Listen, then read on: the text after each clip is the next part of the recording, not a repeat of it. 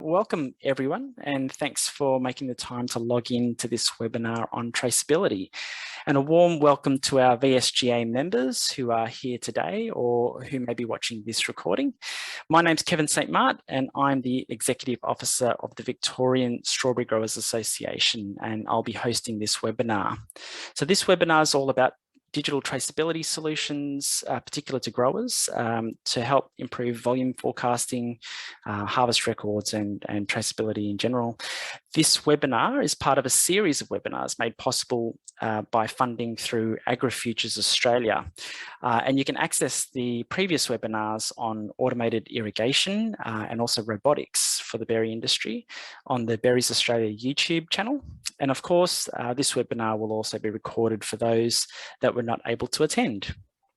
So before we start, I'd like to thank our presenters who have agreed to present today. So thank you to Greg Calvert from FreshChain, Christian Patterson from Escavox, Reeanjou Ram from iTrazo, and Jane Siebum from Freshcare. We're very lucky to have these four industry experts joining us today to present on traceability and solutions that are available to growers.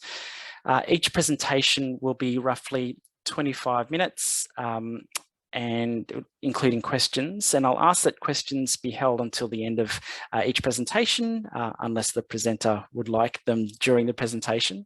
But you can either send through your question via the chat function or you can ask questions yourself through the reactions and raise hand function that's at the bottom of your screen. I'll then call on you to unmute your microphone and you'll be able to ask your question. So here's the agenda for today. And without further ado, really, we'll probably start off with Greg Calvert from FreshChain. And he'll be presenting on the benefits and costs of adopting a digital end-to-end traceability system on your farm or pack house. And I'll hand over to you, Greg, if you'd like to share your screen. So, hey, look, thanks very much, Kevin, and nice to see the other speakers here and hopefully provide some industry insights. So while this is a FreshChain presentation, it's more so around industry adoption, some of the opportunities, some of the things that you might need to be aware of as you move down, that transformation journey. So without further ado, I'll go, and maybe if we can hold questions till the end. And as Kevin said, more than happy to provide greater detail on any one-on-one scenario. Right. So the title of this short presentation is really the benefits and costs of adopting a digital end-to-end traceability system on your farm. And just follow then through with some questions that we regularly get asked. And one of the things I wanted to do was really separate out digital traceability from provenance, because often those two things get mixed up in the same conversation, and they're quite different. They do work really well together, but they are separate discussion points. So what are the benefits of having a digital end-to-end traceability system? What changes might you need to make with your current operation? What are the options for labeling and activating codes for traceability? Often we get asked what and how is the data captured? Importantly, data privacy, who actually owns that data and who provides permission? Becoming increasingly important is data standards, and why are they critical when dealing with retailers for identifying, capturing and sharing of data? And what are the risks of working with solution providers who don't use global standards? Then on to provenance. Can you get consumers to engage, and what kind of feedback do you get? And then from our point of view, what does a digital traceability solution cost? And can it be exited any time? Can you use it for other things like tracking piece rate by packer? And importantly, this goes back to standards. Can the system that you adopt work with other systems, something like muddy boots, etc.? So I just wanted to really top line, this is not telling people how to suck eggs, but when you think about digital traceability solution, why would you go down that path? And really, there's a few things that sum that up for us. And this is certainly the feedback we get, and this is what we have seen over time. it does provide quicker access to data sets, and those data sets can then be shared in the event of a critical food incident or a biosecurity threat. It allows the identification, capture, and sharing of data more quickly to limit both financial and brand impact. And everybody on this call has been around long enough to know what happens when you can't contain an issue, whether it's strawberries or whether it's rock melons or whether it's leafy greens, it could be anything. It also, by having a digital traceability solution, particularly if you're working with both upstream and downstream supply chain partners, you can then reduce your costs associated with the withdrawal because they are extensive, per store, and there's a range of things that go into those costs that get fed through. So if you could isolate that down to one DC at one state into one postcode versus all DCs, all states across Australia, it's a significant impact in the event something goes wrong. The other thing is, what about product that's already been sold to consumers? Now you'd expect them to maybe throw product out, but how can you give them real-time messaging that maybe, if the brand your product is marketed under, and let's say there are some marketing companies out there that do multiple brands and one brand is affected, but not all brands. How do you advise your consumers that actually the brand they're consuming is safe to eat? So real-time messaging with a digital traceability solution like FreshChain has. Then there's things like improving data accuracy. And, we've had experience where a digital platform, particularly around food safety, has opened up new export markets. And often you see overseas countries now, requiring a higher traceability requirement to do business. It allows you to automate, some of the manual processes that are currently in play. And that depends whether you're linking item level data to, for instance, crate, G-tins to then pallet SSCC labels. And there's a lot of opportunity when you start moving down the path of 2D barcodes. You can also use that solution to automate piece rate identification and count. And again, I won't go into detail around how a solution allows you to do that, but we know with some of those announcements being made, here are some opportunities to streamline that process.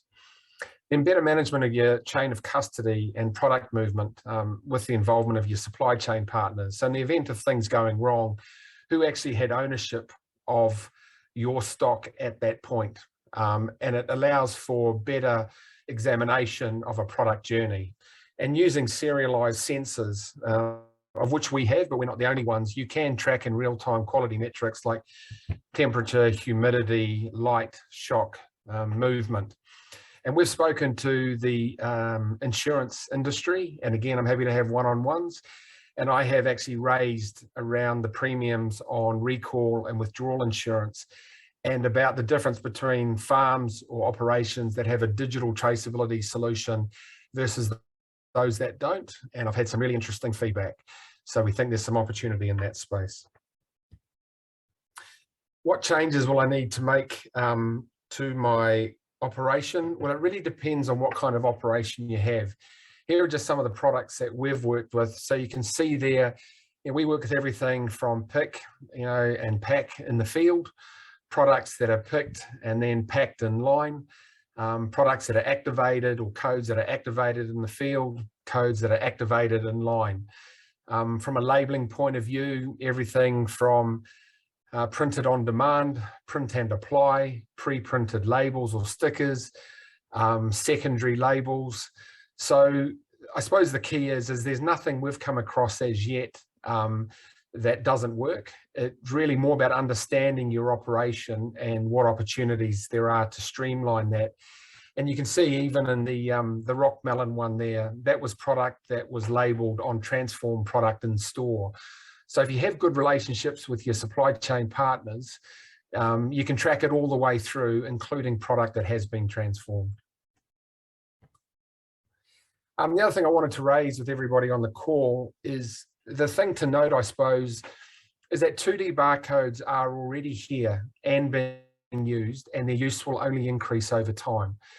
So the question is, why is that? And if you're heading down that path anyway, ultimately, is there an opportunity to get in early and get those benefits? Now, this came from a GS1 announcement or release recently. But the reason 2D barcodes are so powerful is they can stop the sale of expired or recalled products at the point of sale. More data is available to all stakeholders in the supply chain. So whether that's the grower, the packer, the aggregator, the wholesaler, the warehouse, the DCs, the stores, there's a lot more information available that can be embedded in 2D barcodes. More accurate expiration date management, automatic markdowns, improved stock control and less food waste for the retailer. Enhanced end-to-end traceability, which doesn't just stop once the product leaves your farm, done well and with engagement from the retailers, you can actually take this all the way through to the end user. So you can then provide greater consumer confidence, a faster and more targeted recalls, because the issue is not that there won't be withdrawals and recalls. The issue is how do you actually quickly assess, contain that, and then give confidence that they can buy again. And if something takes 3, 4, 5 months to determine, not only have you lost that original sale, but people are very wary to buy again. 2D barcodes have a much better read at point of sale rate, resulting in fewer delays at checkout. And 2D symbology occupies a lot less space than other barcodes, providing suppliers more valuable space on product packaging for greater branding, messaging, and regulatory information.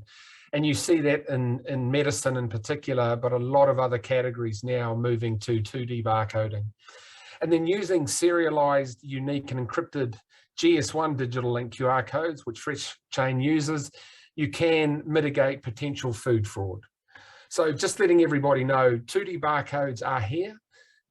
It is increasing over time. It won't happen overnight, but there is an opportunity to get the benefits out of that right now. What are the options to apply and activate a digital traceability solution?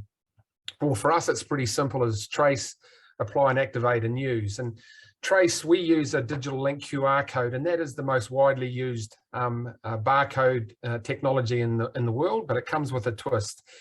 Each of those codes need to be serialized and unique.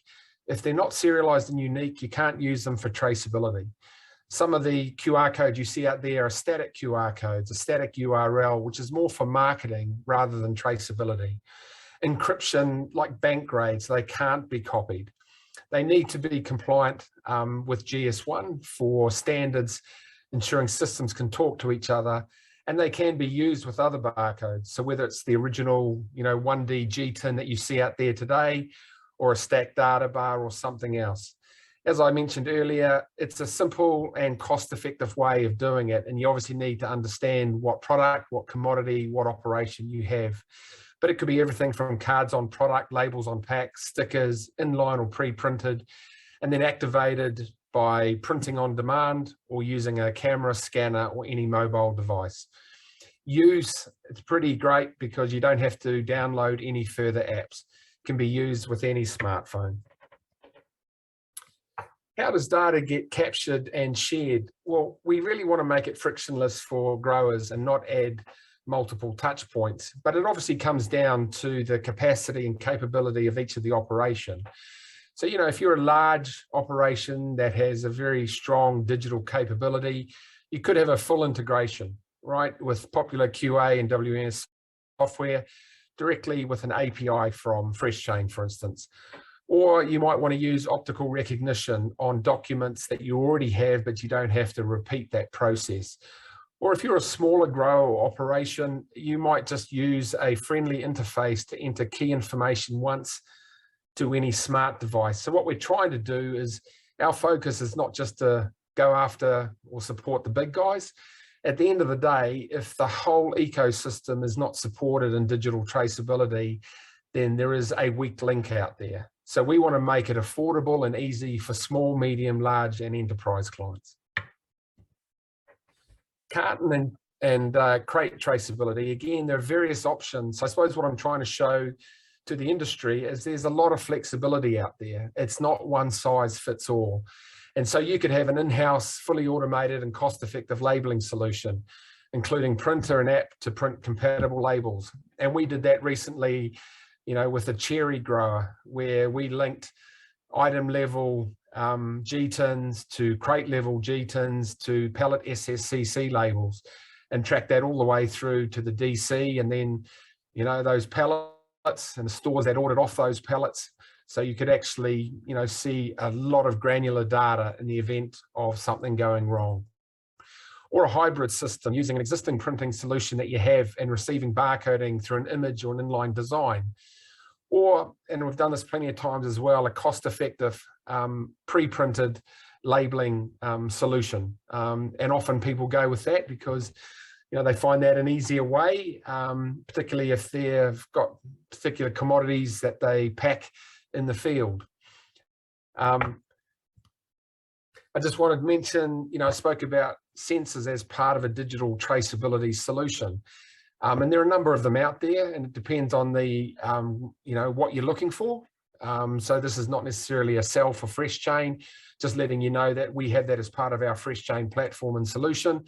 And probably like many of them, temperature, humidity, light, movement, orientation, and location. Probably not like all of them. We use LoRaWAN technology, which is low power, small bandwidth, but really long distance. And as a result, you can have really significant battery life, which is really important. And, for us, we have them returnable at no cost through any Australia Post red box. Data privacy, this is really important, and probably one of the things that's understated, I think, for growers in terms of the value and how you leverage some of the data insights you do get if you move into the space. But at the end of the day, if you provide it, you own it. And any information provided to us, for instance, remains your property and is only exposed with your permission. And it's really important here, guys, that it's known that it's all about data relevancy. You don't want to go showing a consumer a purchase order, a consignment note. It doesn't make any sense to them. So you really want to have this on a permission-based, and that could be, a grower, it could be a aggregator, it could be a transport provider, it could be a regulator for an export shipment, it could be your retailer, it could be your consumer. You could literally have 5 or 6 different views based on different permission levels, and you share and show that data based on who needs to see it. So you choose which data is shown to who, and there's a lot of value in great consumer insights, particularly around big data. That I know for a fact. Our data is stored locally, not overseas, so it's all protected by local data privacy laws. Data standards, well, what actually are they and what does that mean? Because it can be a bit complicated and some of the language can be a bit off-putting. What is that actually about? Why do I need to use them? Is it relevant? Well, the fact is data standards are simply about ensuring that all the systems that you or your customers use can talk the same language. So information is understood and it flows. What you want to be able to do is, let's say in the event of a recall, is identify, capture and share data throughout the whole supply chain quickly without delay or wrong interpretation or having to seek alternate permissions. That is going to cause enormous problems, not only in the event of a recall, but if you then decide to look at additional software and you've got proprietary solutions out there who are creating their own standards, it's going to cause you a headache that is not going to go away. And that applies everything from receiving a purchase order through to a customer scanning a punnet at a retailer's point of sale.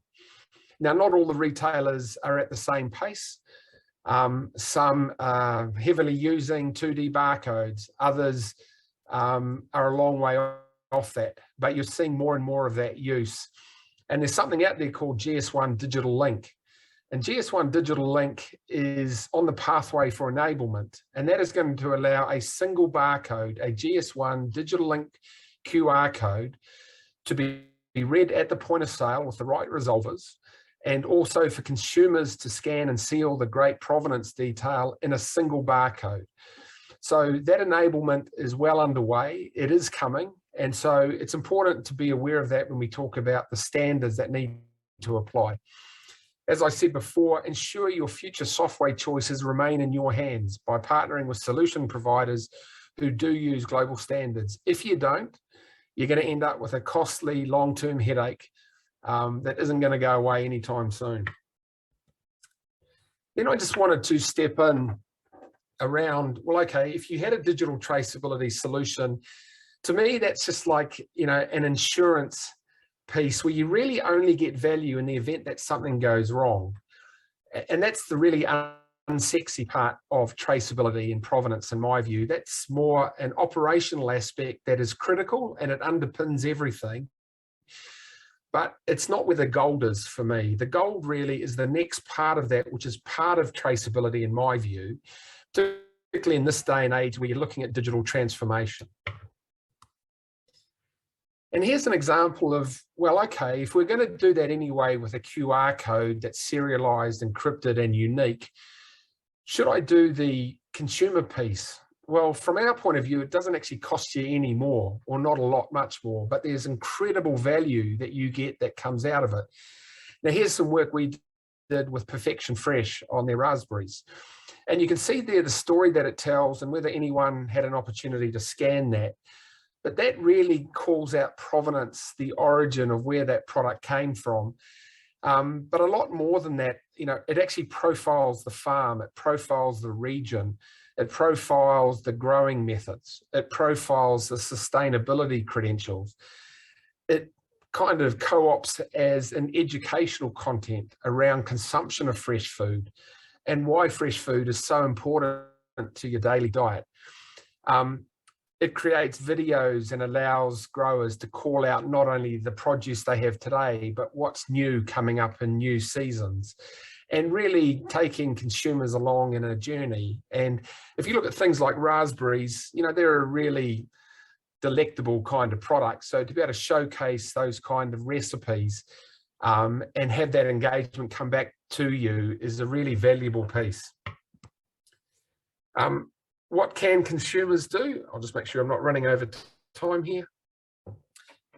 What's really great is that consumers can rate and give feedback. And we've had some growers say to us, oh, is this going to be like a Airbnb rating? And everyone, like if someone wants to damage me, and I said, no, these are actually only for your viewing. And really the value is not about the 5 stars, the value is about the 2 stars. Because what you want to know is, well, hold on a second, is there a common pattern emerging if we're getting a poor quality rating? Has it come out of this paddock at this pivot or at this time of the year? Did we receive more rain than we typically do? Or was it based on a transport leg that seemed to take longer to get to an area than we anticipated? Or if you link that back to your sensors, was there an issue with the journey of that product? Did it go out of spec? And did it lose 4 days worth of shelf life? These are the really incredible, valuable insights.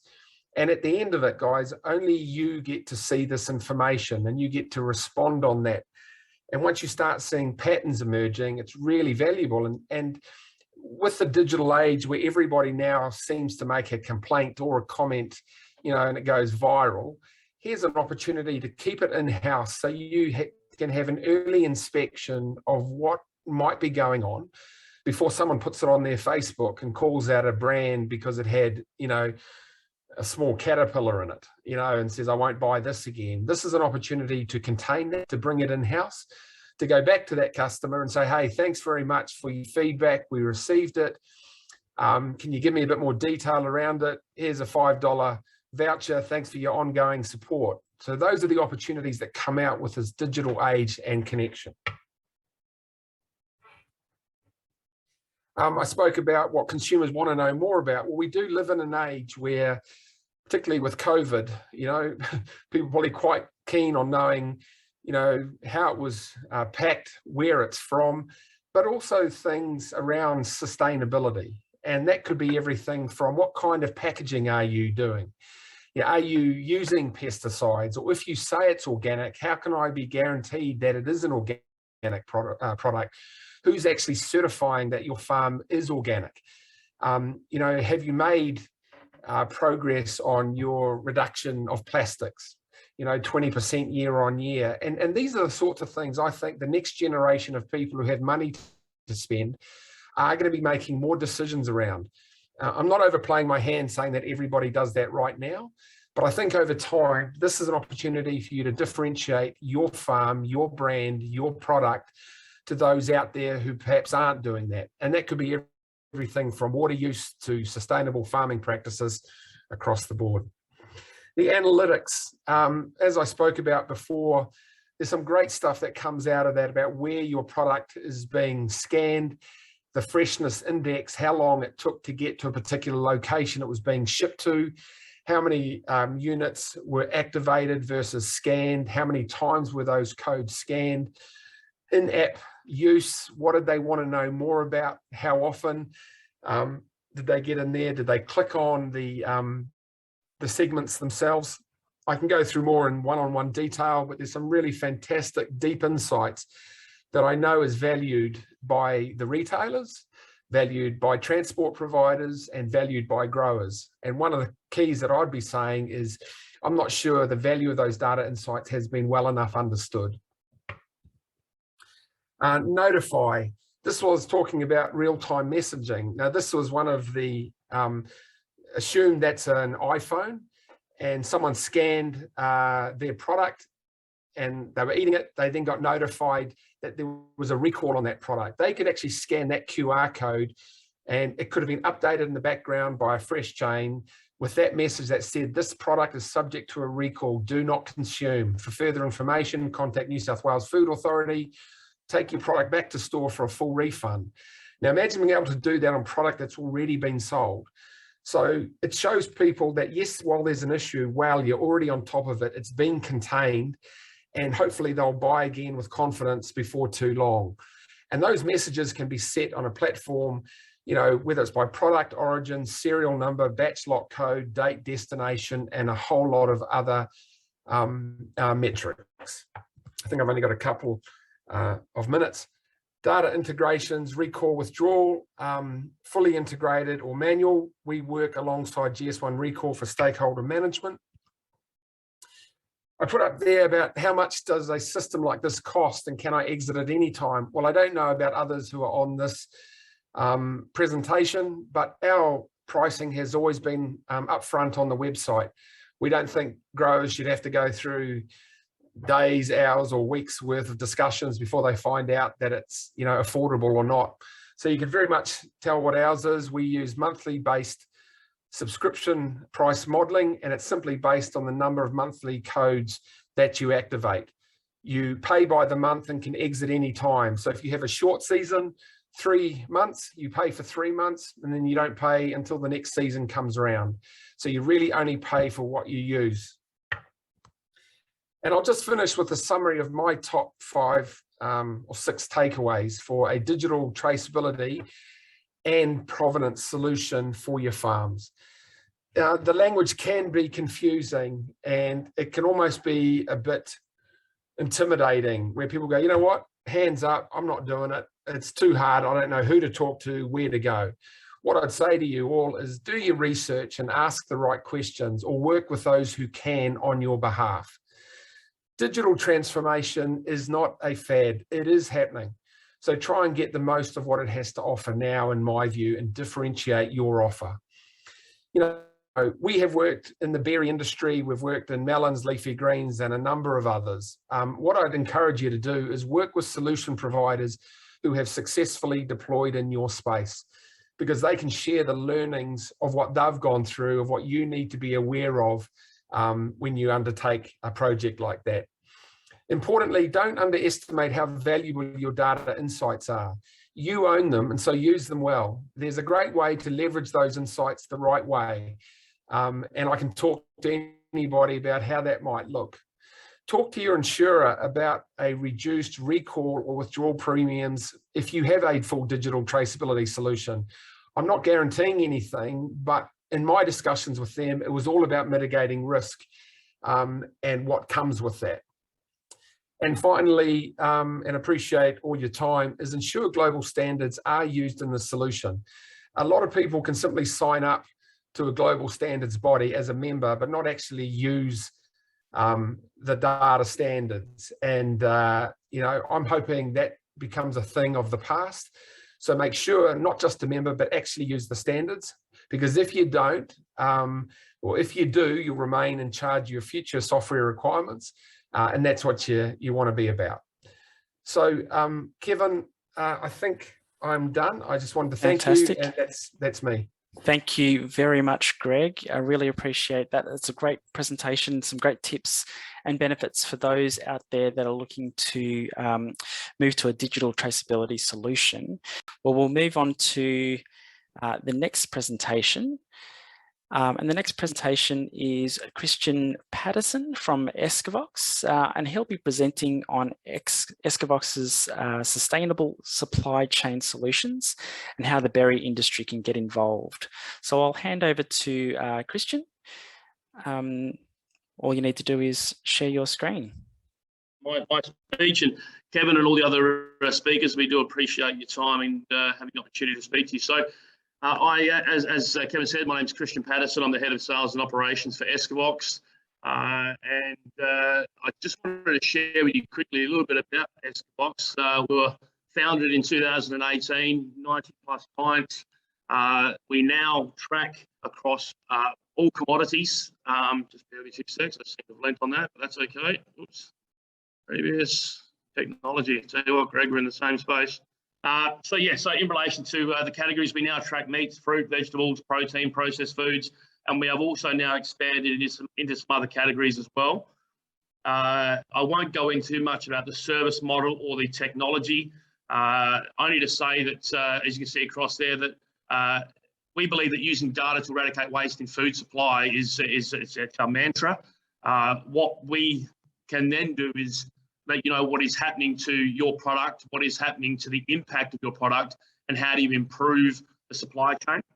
Fresh food moves all over the world. Its quality is affected by its journey, and Escavox automatically tells you where, when, and what impact has occurred, and therefore allowing you to make the best decisions for your customers.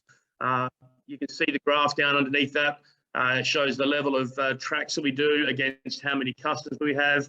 And I didn't want to go into too much detail about the number of producers, carriers, distributors, retailers, and partners, but we are broadly across all of those. And I've only listed a few of those just to give a sense of what we do.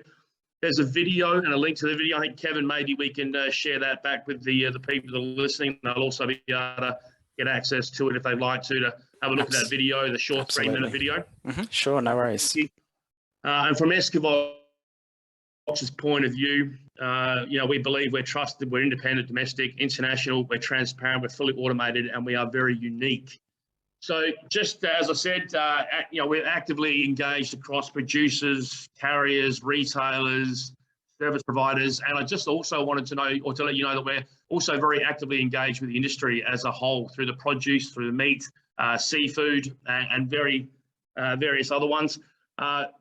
My previous background from prior to Escavox was Hort Innovation, so we're doing a lot of work with those guys that was already being done before I started here at Escavox. The DPI, the MLAs, a number of universities that we're doing a lot of work with. We're very excited about those opportunities that we have to work with those people and collaborate as well. The chain of custody, I just wanted to touch on very quickly in the sense that I know that it's a Woolworths picture about their chain of custody, but the real message is across the top in the fact we give real-time coverage of movements and condition, all channels, all categories, and all geographies as well. So it doesn't just mean it goes from farm to a processor or processor to a DC or whatever it might be. It's right across every element of that chain, and we offer the service that we do to every facet of that.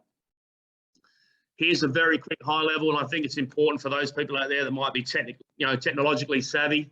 There's a lot of links we have through what we do in relation to the data that we get absorbed. There's a lot of information that's shared across a lot of platforms, but we absorb all of that data through our platform, and then we turn that back out for information that's valuable to the customer. And the customer can range from, as I said, producers, retailers, carriers, other technology companies and other service providers as well. Greg touched on the CO2 and the sustainability, and look, we are in the same space. I mean, it's a very emotive point with a lot of processors and retailers and consumers alike. It's one of the areas that we are focusing on as well to ensure that we are trying to reduce the CO2 emissions, and that's a lot of work that's being done with the producers, as I said, and all across the chain. It's a piece that we have in the background of what we do at Escavox, and it is slowly coming to the fore. So what we do can obviously show the reductions in CO2 emissions, and if you can change a small part about a part of your business, what impact that has on society. So it's a very important piece, and it's something that that people shouldn't really let go of because it is a high point at the moment. The CO2 emissions, again, we have a way of calculating what CO2 emissions look like, what the reductions are, whether it be from road, rail, air. It doesn't really matter by sea as well. We have the ability to calculate the consumption of CO2 and also possible reductions by doing other things differently in your business. We find that, as I said, it's a very exciting space that we're in. We also have the ability to analyse freshness outcomes at carrier, DC, store, retailer, and understanding who is performing well and where the failures occur. That information is proving very critical for people to make decisions about what they do. I'll talk about the VOP, which is the voice of the product, a little bit later on. But our platform allows us to show you what the average time of temperature, the average receiving temp, the average dwell time, the average actual temperature of the product, and how that fluctuates across, as I said, DC's retailers. We have Woolworths listed here, but obviously we cover all retailers, and that's just a snapshot of one of the slides that we have. The voice of the product is something that we hang our hat on. It's what the business was built on, freshness and shelf life. You see here that this is actually a screenshot of product that has travelled from Australia, and I'll go a bit more into the detail of what you see a bit later on the desktop or the system that you're running, which is we have, obviously every one of our customers has access to all of this information. But the shelf life that we're finding, and this is only in meat at the moment, we are doing some work in the fresh produce space on a shelf life algorithm as well. But we've done a lot of work with the MLA on meat, and as I said, we're doing work to bridge that gap with fresh produce. But even more so now at the moment, shelf life is becoming very prevalent with consumers, retailers, and processors, growers, is that the fact that if they lose a number of days, ultimately they lose that sale as well. So we're trying to mitigate that with some smarts that are done in the background in relation to transport, handling, dwell time, all of that sort of stuff does go into the mix for shelf life. We monitor the fresh impacts in real time. So you'll see here on the right-hand side, stopping frozen loads or stopping warming loads. So the real-time data that we see, and on that graph, you'll see the little dots, the colored dots. And there's 3 classifications that we have. And the classifications of green mean it's in temperature. And let's say there's a product traveling from 6 to 10 degrees. As long as it stays within that temperature band, and this is the temperature band that we take from industry, whether it be the fresh produce industry or the meat and livestock industry, we take those temperature bands, we apply those to the products that are being transported. And if it's green, it's great. That means it's traveling as it should. It means it's going to have a greater voice product score. The closer to 100 you are, the better off the end consumer will realize the value of that product. If it's orange, it means that it's just gone out of temperature. And if it's red, it's been quite a catastrophic temperature fluctuation, which obviously we know from as growers you would, as those retailers, that any fluctuation in temperature really does affect the quality of the product. So the temperatures, those bands there, if they do go out of temperature, we have ways of notification, where the grower, the carrier, transporter, retailer, whatever it might be, they'll get notified to say that what they're currently transporting or what they're currently moving or producing is currently out of temperature. It might be a pre-cooling issue, but what it does, it affords that person or that company to then make a decision about what they want to do with their product. We've had examples of some products that have gone out of temperature and they've been stopped en route and they've been turned around and sent back because at the end of the day, that product has been compromised and they then don't want to put their face, their brand, their product into a consumer's hand. And we also know the knock-on effects of bad product getting to consumers. So that has the real-time benefit of alerting everybody along the way that there's something wrong and that they can then take action against that product and any potential issues that might arise. Which routes have good temperature compliance? The analytics, I mean, we do a lot of data analysis, and we find that there are some routes that find it a little bit harder to travel to and from. Going across from, I say with all due respect, Adelaide to Perth is a tough leg. We find that there are some of those lanes that cross over the warmer parts of Australia tend to have some issues around temperature. And again, there's also other legs that don't just have the heat issues, they have the cold issues as well. So that there is a snapshot of a number of tracks over a short period of time. What it does afford us is the ability to go back to carriers to say, look, this is what you're currently carrying. Are there any ways you can improve what you're doing so that the consumer gets the best product at the end of the day? Managing stock and promotions with live meat. As I said, this is a live meat example, but we are transitioning into fresh produce, the shelf life algorithm. It does afford the producer the opportunity to redirect their product. We have some products that aren't just, we're not talking about domestic here, but we're talking about the export opportunities. We have a number of our customers that already export in great volumes. They get the information from us, and at whatever point, and there are some areas along the trip where you won't get a reception, but that's just the fact that our device pings from cell towers. As soon as it does hit a signal, it downloads automatically. They can see that the temperature's gone out because our device is always recording. It doesn't ever stop recording, but when it gets to the cell tower, all the information downloads and they can make some really educated decisions about what they want to do with their product. As I said, we've had instances where customers have reached airports outside of Australia and have then turned their product and sent it straight back home, or they've disposed of it because it's now lost the shelf life that it needs to. So these are some examples that we had of a recent pilot we did, and I know for the Strawberry Association, we currently move a lot of products within the rubus sector. We are across all sectors. We have 8 of the largest growers of produce in Australia that currently use Escavox, and they, on a daily basis, they're making decisions about what they do. This is a small pilot that we did, and it wasn't in the rubus section. It was in another section, but I thought it was quite prudent to show you that we did over that period 106 tracks. And a track from us is from a starting location and an end location, and that's where the track starts and ends.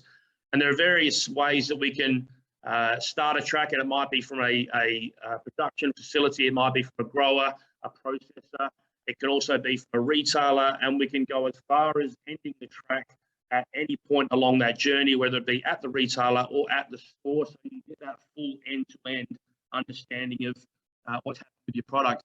So across this example here, we had 106 tracks over 1 month on this project. We saw that the track spent an average of 22.8 hours out of temperature, and out of 100 tracks, out of 106 tracks, 100 tracks spent more than 2 hours in the red temp zone.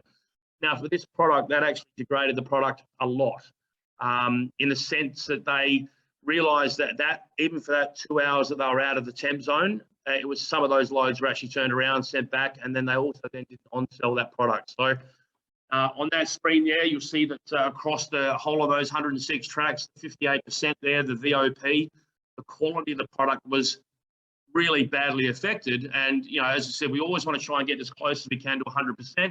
But over the course of these 106, it dropped down to 58%. Average temp was 15.4. Average dwell days is 4.4 days, and the dwell standard is 2.6. So they were well above those standards that we needed. And they, as I said, across those 106 tracks, we then broke it down into other sectors as well. And the ability for the Escavox device is that we can break these down into elements that are relevant to what you need. Whether you want to show that you have pre-cool success on your product, so you've gone out to farm, you've picked them, have they been pre-cooled successfully enough, we can do that. Once it gets to the retailer, once it gets to the store, are they putting it in the right places that it needs to go to ensure that the optimum quality is being received by the consumer? This is all the information that we can share with you once you put one of the devices in your product. 4% didn't meet pre-cool temperature, and look, that was not so much an issue for this product, but it did also show that there's some improvements that can be made. 76% of the loads that went were too cold at some point in time. Now, with this product, it degraded that product, a lot over the course of that 2 days that they were sitting in the too cold, which was the average. And most tracks, as I said, at some point, were 76% were too cold. The warm loads, it does. I mean, some people seem to think that it's just if it's one temperature issue, but a lot of the problem we've seen along the way is that there'll be some areas where a product goes from too hot to too cold, to too hot and too cold again. So those fluctuations have an adverse effect on the product.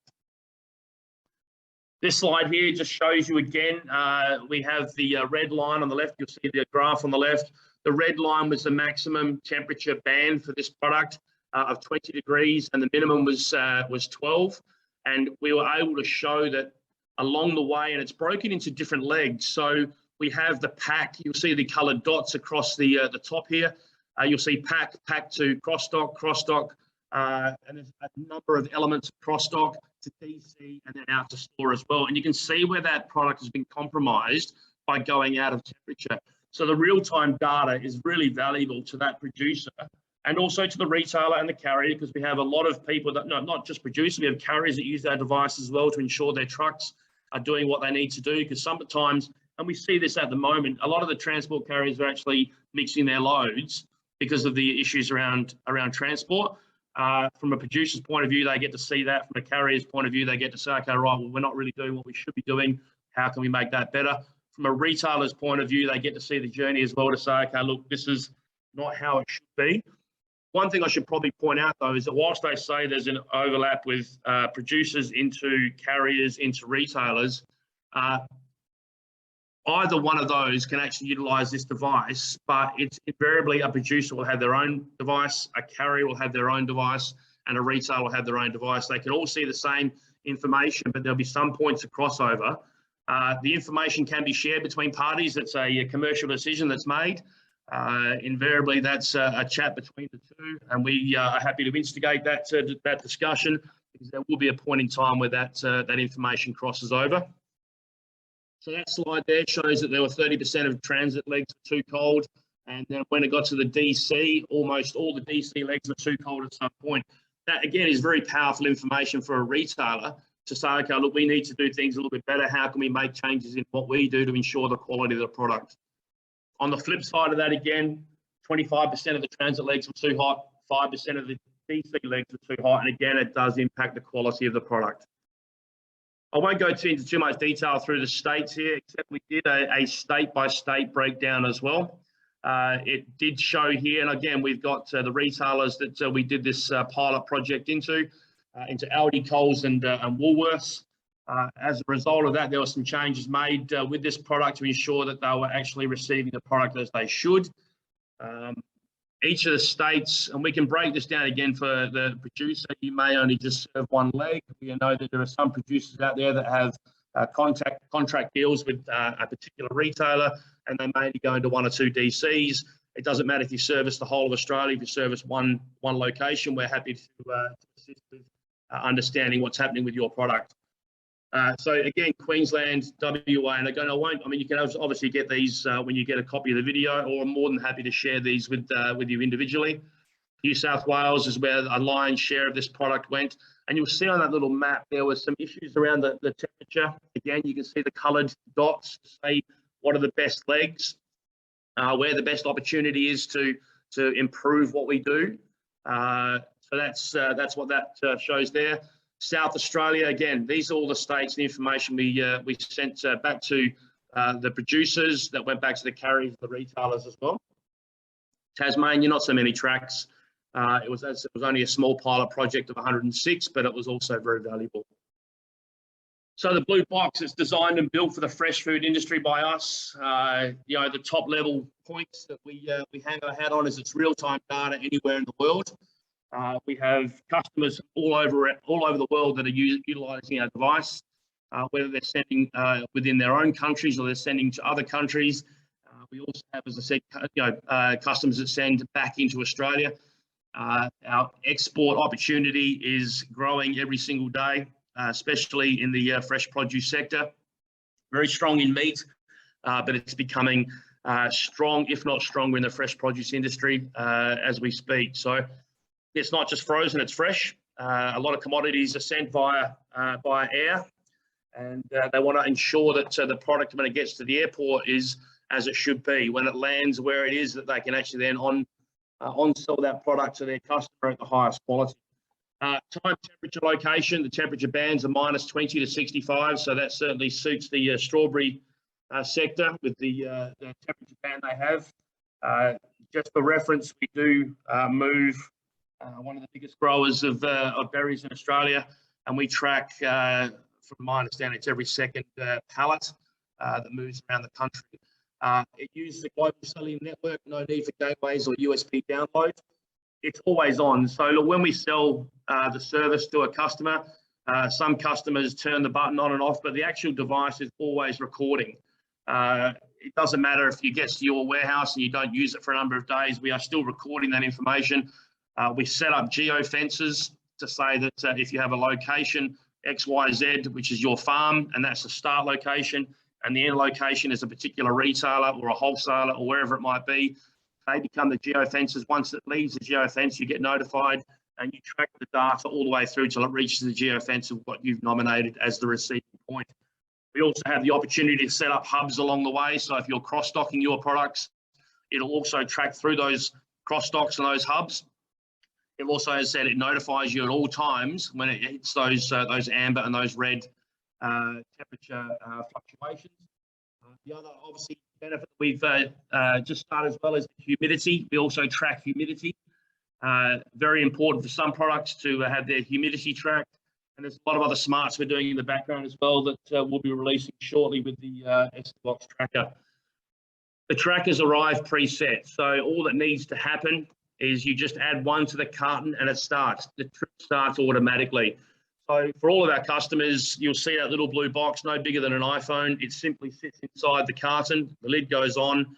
There is a little rubber band that goes around the device so that you can actually hang an orange strip that comes out of generally the handles of a carton or a crate. And the relationship we have with the wholesalers and the retailers is that they actually take the device out when it reaches the DC, and they then send those devices back to us. So there's no need to worry about the relationship or what happens to the device, because you don't need to worry about getting that back to us. We have those relationships in place. If it goes through the store, we also have the relationships with the store where they take the devices out and they return the devices for us as well. It senses conditions every 15 minutes and uploads data every 30 minutes. So, you know, the live aspect of the device is that and also have the ability to actually reduce or increase those conditions of sensing, but it's real time. And that's the benefit of our devices. You actually see what's happening at all points. It's linked to a web-based software giving visibility to the supply chain and simple dashboards for decision making. Some customers go in and check their loads every single day. Other customers just wait for an alert on temperature. Other customers just want a consolidated monthly report so they can have a look at that. It's all particular to your need, and we're more than happy to work with you on that. You can see what leg of the journey your product is traveling. As I said, it's real-time data. You can actually sit in front of your screen and see the data pinging every time it has that sensor recognition. You can actually see the little ping on the map. I mean, I did that in this recent pilot, spent a little bit too much time actually watching this product move from all the states it came to where it's going. It's fully integrated learning service, so it's configurable to meet your specific needs, as I said. So the alerts, you can have an alert that sends you an email if it goes 1 degree out of temp or if it goes 5 degrees out of temp. It's entirely up to you what level of information you want. And again, we're more than happy to work with you to understand what your needs are. The average cold chain improvement, we've seen a lot of cold chain improvements over the last 3 or 4 years. Increased revenue, increased margin, increased reputation, control of the supply chain and relationships. And what we've also seen is reduced rejections, reduced loss of quality and shelf life, and reduced global waste and loss. So from a producer's point of view, we've seen those uptake in all those items on the left, and we've seen a reduction of the ones on the right. We have a testimonial only today from one of our customers that said they're actually looking to change their current transport provider because of the temperature fluctuations on the product they were transporting. And look, that's not to say we're here to bash the transporters, because they're doing a fantastic job, but they've been having this customer's been having this issue for a little while. They used our trackers and they will continue to use them because of the fact that they are also an international supplier of product. But they've just made the decision that what the information we gave them, they're actually going to have a chat to their transport provider to say, look, you're not doing the job we need you to do, and our reputation is at stake. So it's a feather in the cap of the Escavox device. We are in the process of doing some big things with the industry alliances that I mentioned earlier, with the likes of Hort Innovation, with a number of the universities, with the projects we're currently running. So it's all very exciting stuff for us. Again, Kevin, I'm more than happy to either take questions, or obviously the people that listen and see the presentation will have my details, and I'm more than happy to have a discussion one-on-one with anybody. And again, I thank you for your time, Greg, and I look forward to working with the industry on an ongoing basis. Excellent. Thank you so much, Christian. That was a great presentation. All right, we'll move on to our next presenter. So Reeanjou Ram from iTrazo. Now Reeanjou will be presenting on traceability and iTrazo's end-to-end digital traceability platform. So I'll hand over to Ree. Thank you. Kevin, can you hear me loud and clear? We can hear you loud and clear. Thank you. Fantastic. I've changed the way that I'm going to present slightly, is just listening to Christian and also to Greg, because I'd really want to focus more on, rather than selling a solution, is talking about the traceability, the supply chain traceability, and what some of the challenges the berry industry is facing, and how we as a solution provider would help the berry industry in terms of where they're headed and what do they need to do in order to differentiate themselves in the marketplace. So some of the challenges of the berry industry from our research that we've seen is that there is, of course, multiple systems and fragmented supply chains within amongst all producers, and that's not just berry, that's across several industries. And in the last 3 years, the berry industry has faced numerous challenges, ranging from biosecurity and food safety, the storage issues, the rising costs of workforce shortages, and the loss of international export. So the international markets back in the 2018, 2019, the strawberry production of fresh exports was valued at around 24.4 million, and the industry exported approximately 5% of the production to UAE, New Zealand, Singapore, Thailand, and Hong Kong.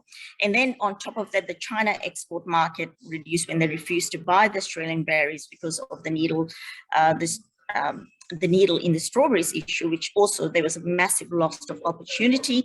And then during the pandemic, with the hospitality closure, there was the demand for berries reduced significantly.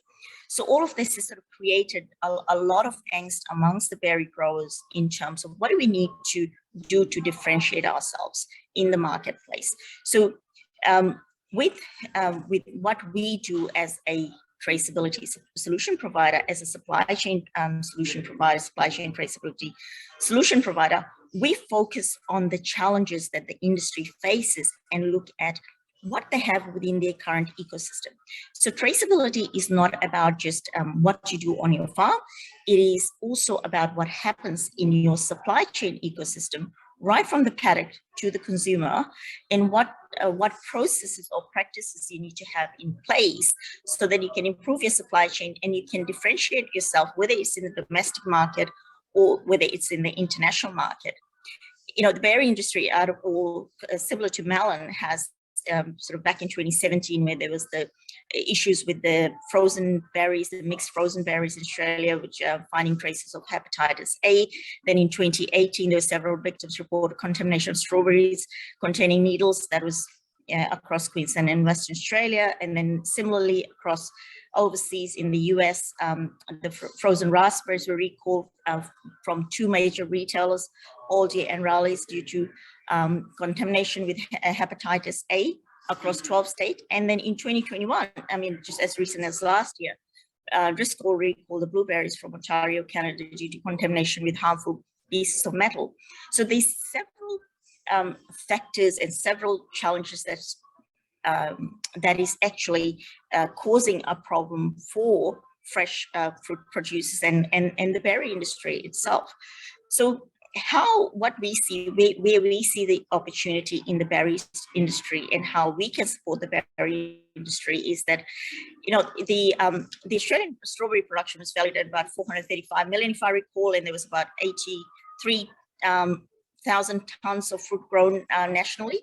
So the supply chain traceability then is why it becomes a critical part of the decision making towards opportunity costs, such as managing the risks leading to loss of revenue from food safety and biosecurity, identifying workforce strengths, and the processes that you can put in place to improve your product quality so you can create a better product to take to market, and have that transparency across your supply chain to bring that for the claims that you make about your produce. So how do you connect your product to your consumers, but also ensure that throughout your supply chain, you're keeping your product safe and you have visibility of that throughout your supply chain. You have the visibility of your product as it is moving through the supply chain.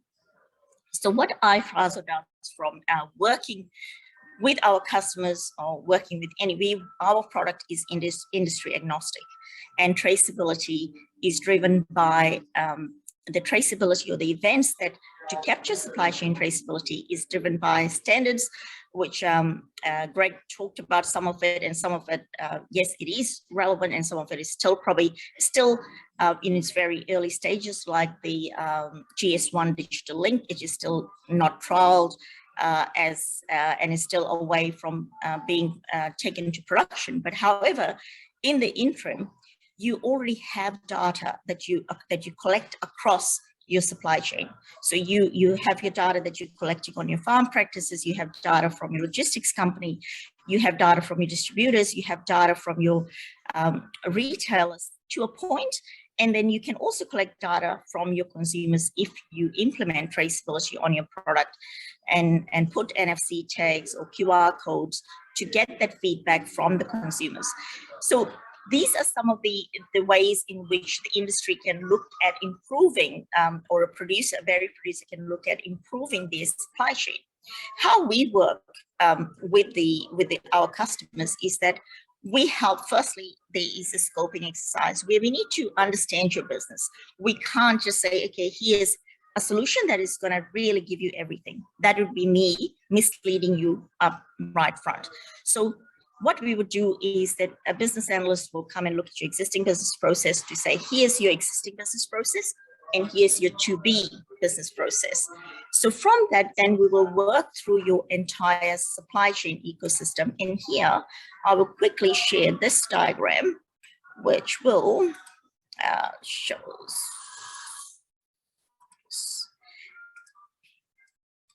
which shows exactly how our process works. So in your ecosystem, you could have multiple logistics companies, you have producers, you could be buying from multiple farms to create a brand. Then you have the manufacturing process, if that's involved in it.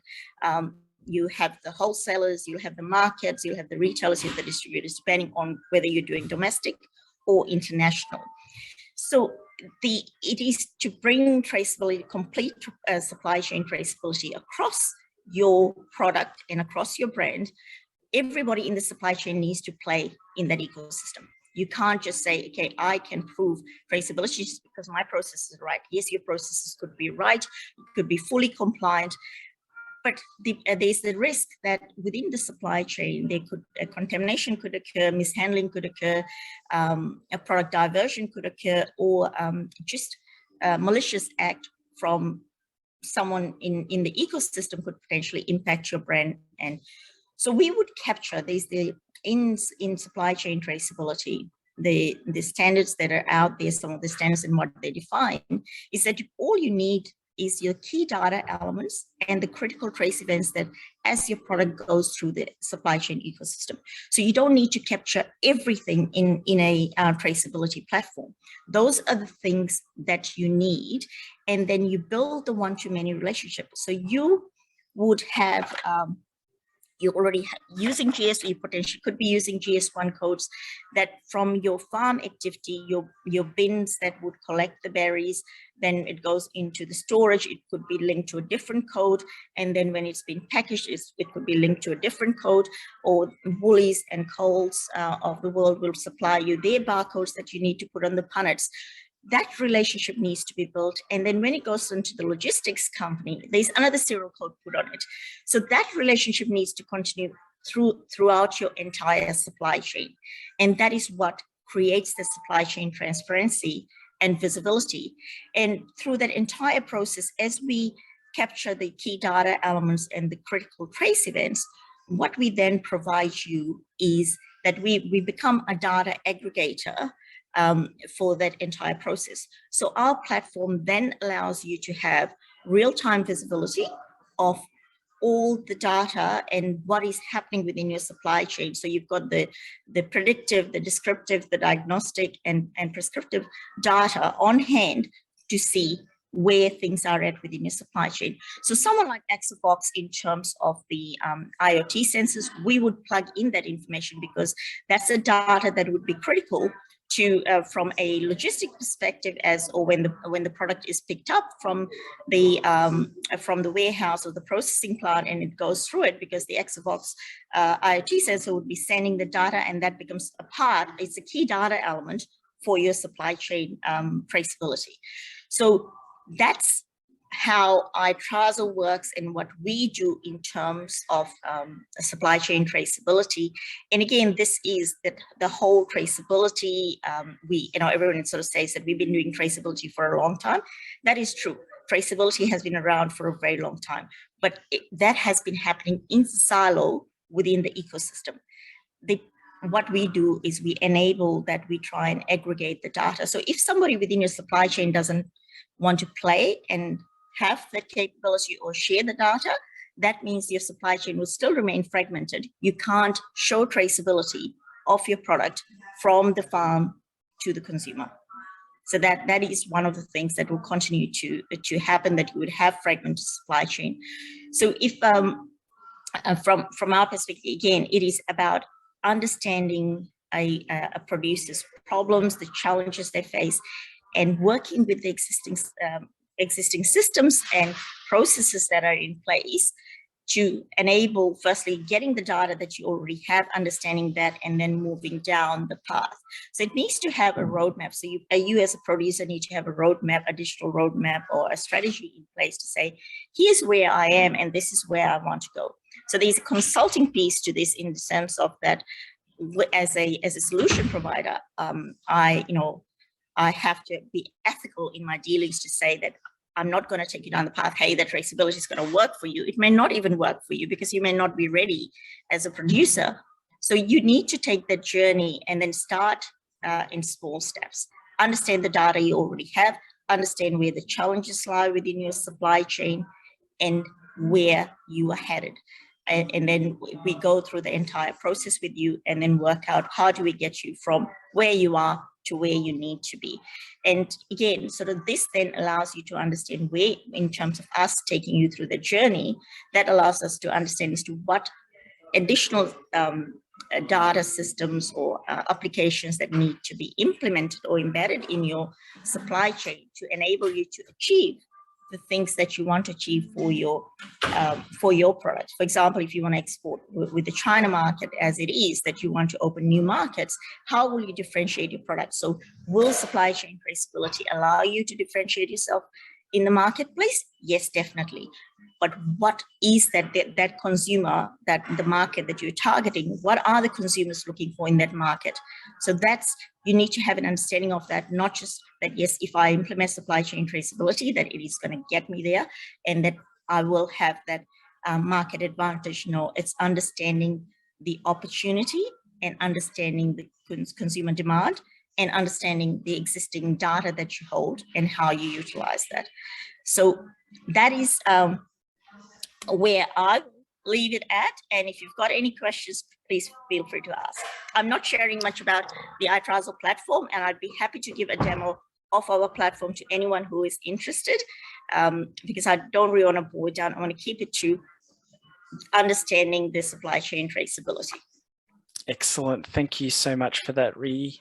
Okay. Thank you, Calvin. Thank you for the opportunity. No problems at all. All right. Well, last but not least is Jane Siebum from Freshcare. Excellent. Fantastic. Thank you so much, Jane. Thank you very much for this opportunity. I think that Freshcare being here, we're a little bit out of left field, if you like. We don't provide technology solutions. As a provider of the standards, we are differentiated from other standards in that we do provide tools. At the moment, they are forms that people fill in. But I just really wanted to talk about traceability from the Freshcare perspective and what the standard expects.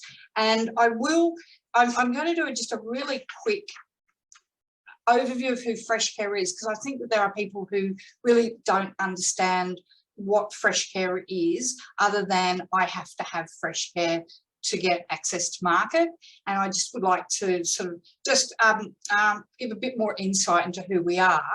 One of the things from a strawberry growers association, there are 139 strawberry growers using the Freshcare program. They are certified to the Freshcare Food Safety and Quality program, and 32 of those are actually in Victoria. So that is a fair representation of the strawberry industry.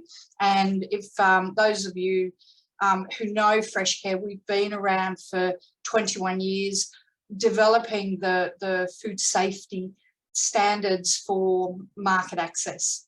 So to get access into the major retailers, you have to have a certification to a food safety standard, and Freshcare has approximately 80% of that market. We were developed for the Australian market by the Australian industry. So growers, peak industry bodies, Hort Innovation, government created Freshcare to be very much a product about Australian growers. Now, over time, we've had to follow market requirements, and they are to now be a globally recognised standard, which we are. We've spent a lot of time going down that journey, which has made our program more complex.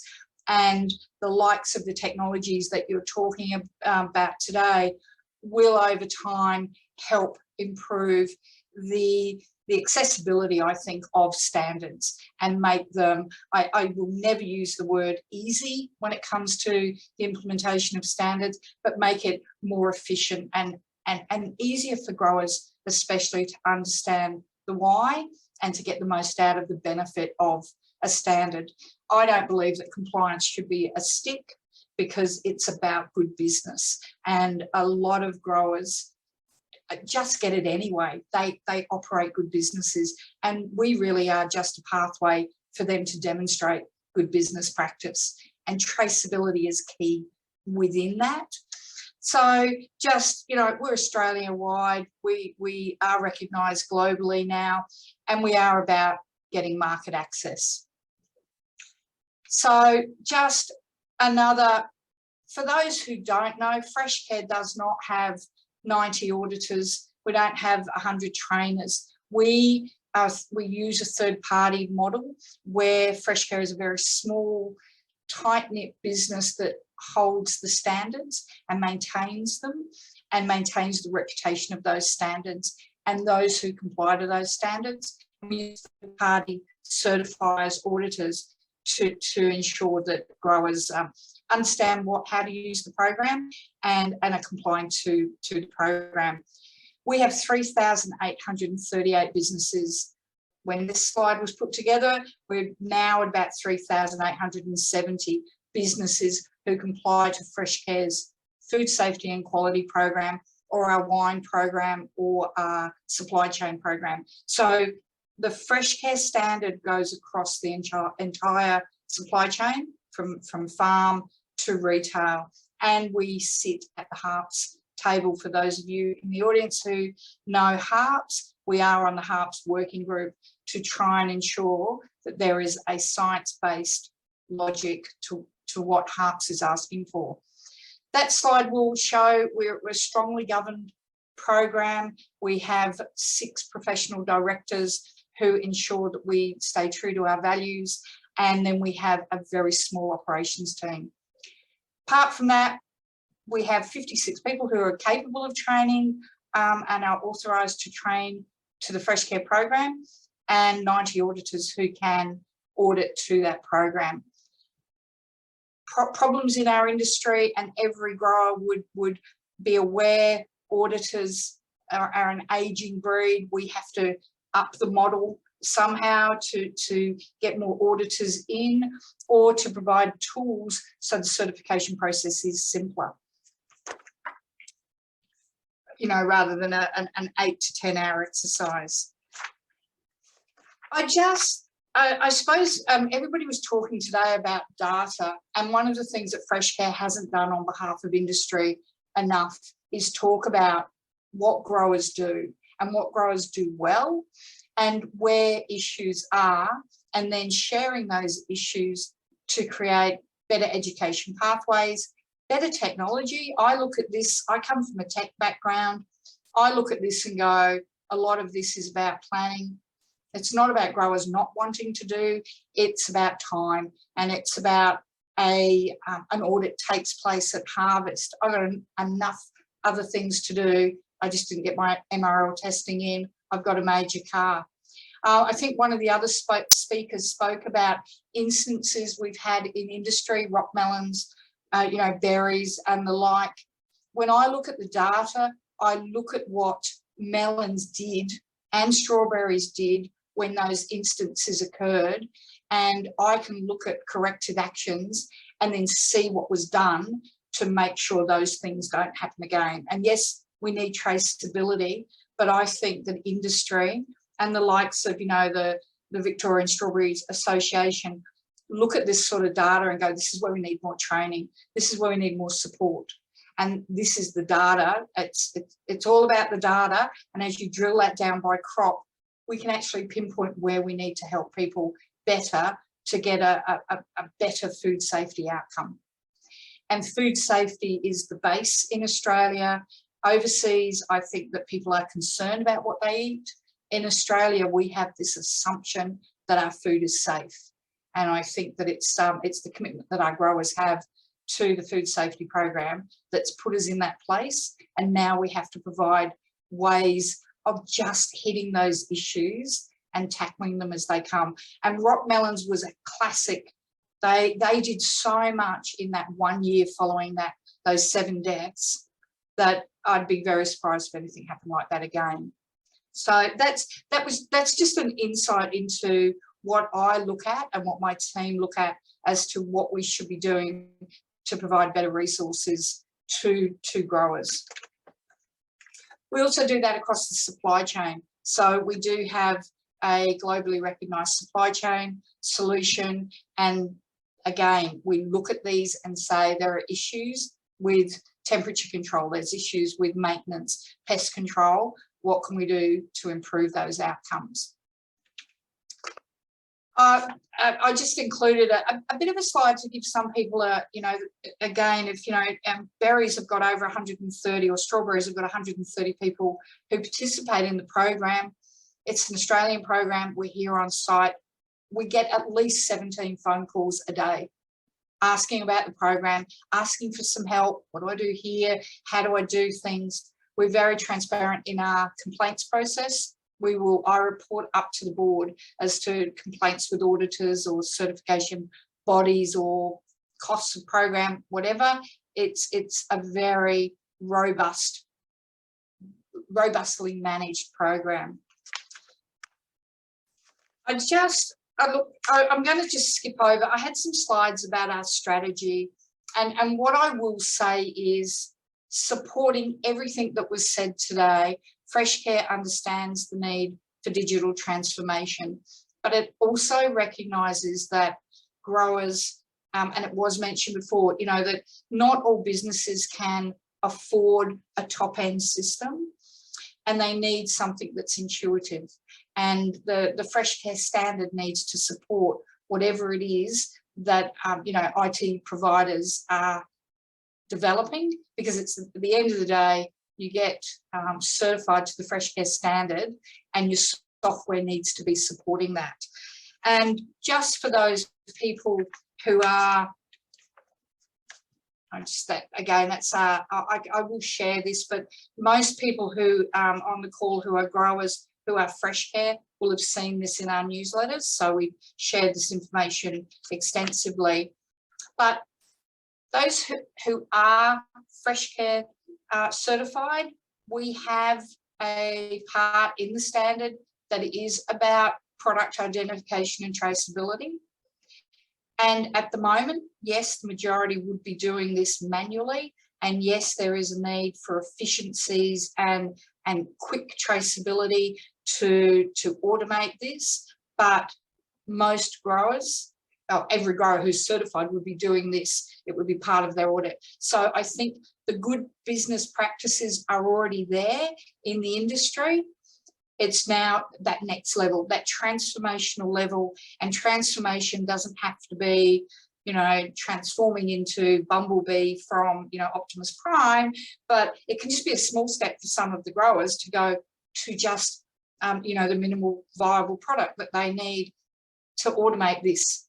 So that's, you know, there's traceability and then supplier management. So, you know, who am I buying from? Who am I selling to? It is part already of your Freshcare program, and anybody that you would look to getting an IT solution from, you just need to make sure that they can meet these requirements at a minimum.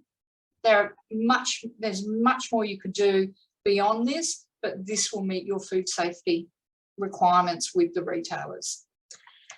And look, I will just say that Freshcare does, and again, for those who are Freshcare has a program which is the services we provide, which sets us apart from others. We do provide forms and fact sheets, so you don't have to try and figure it out yourself. But we also have a recognised supplier program where we have a look into suppliers and see that they are able and they are meeting the statements that they make. And so as a Freshcare grower, you can have a look at the list, and there's an extensive list, and know that those businesses have actually got the right certifications. Their statements are valid. We make sure that their directors are who they say they are and things like that. So that's a service that Freshcare just adds on to our program. And I noticed FreshChain was there. This is just the first grab off of my off of the website. And we advocate on, you know, with regulators and retailers. So as we see products coming out that meet those needs, we can really be talking about how they fit in with the program. Because I would love all 3,800 participating businesses to be in some sort of IT solution. It would be quite transformational for the whole industry. And there's one final thing, and this was after reading your newsletter, a recent newsletter, and your website. Rural communities do it tough, and Freshcare made a commitment about 9 months ago to go into a partnership with Benestar to offer services to anyone who is a Freshcare certified business, families in those businesses and employees, that if anybody is really having doing it tough, finding things quite overwhelming. This is a service that Freshcare actually provides, and we fund any of the confidential counselling that happens. And we just would like to just keep making people aware of that, because I know that it is really quite tough out there in the regions. It's not that pleasant in the cities either, but being a rural girl, I know what it's like. And so that's really all from me. Excellent. Thank you so much, Jane. That was a great presentation. I do love that you've got that partnership with Benestar as well. I'm actually come from a mental health background as well, so I know what the struggles are out there, not just in agriculture, but across the whole of Australia these days, especially after COVID. So it's a great initiative, and also exciting opportunities there with the data. I'm a little bit of a data nerd, so just thinking about all those opportunities and the insights that can come out of that data. Have you got any plans to actually start sharing those yet, or? Yeah. So part of the strategic plan is one of our major issues is understanding our data, understanding the industry's data. And so already, I don't know if you're aware of there's a FSANZ project, a regulation project at the moment called P1052, and they're looking at leafy greens, berries, and melons. Okay. For a regulatory component in food safety. And we used a lot of those statistics to go and say, those people that are already certified are already doing this, this, and this. These are the changes that melons did when the rock melon incident happened. This is what we can tell you about strawberries around the time. And quite often we, hand on heart, can say they weren't a Freshcare certified grower. And I can tell you what the rock melon incident was not from a Freshcare certified grower.